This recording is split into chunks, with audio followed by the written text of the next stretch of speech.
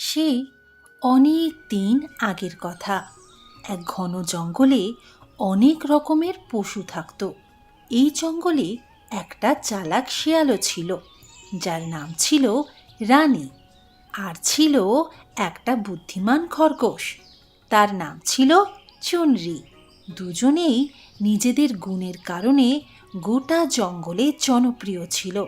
রানী শেয়াল খুবই চালাক ছিল। সে প্রায়শই নিজের খাবার জোগাড় করার জন্য নতুন নতুন উপায় বের করত।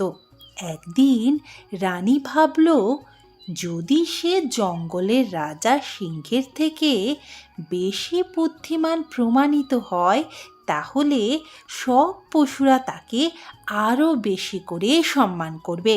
রানী জঙ্গলের একটা বড় জাল বিছিয়ে রাখল আর আশেপাশে জন্তু জানোয়ারদের ফাঁসানোর পরিকল্পনা করল। সে সব পশুদের বলল যে সে সুস্বাদু খাবারের আয়োজন করেছে আর সবাইকে সেখানে আসার জন্য আমন্ত্রণ জানালো। পশুরা খুবই উচ্ছ্বসিত হয়ে সেখানে খাবারের জন্য উপস্থিত হলো, কিন্তু সেখানে এসে তারা সেই জালে ফেঁসে গেল। রানী এটা দেখে খুব জোরে হাসল এবং তাদের বাঁচাবে বলে প্রতিশ্রুতিও দিল।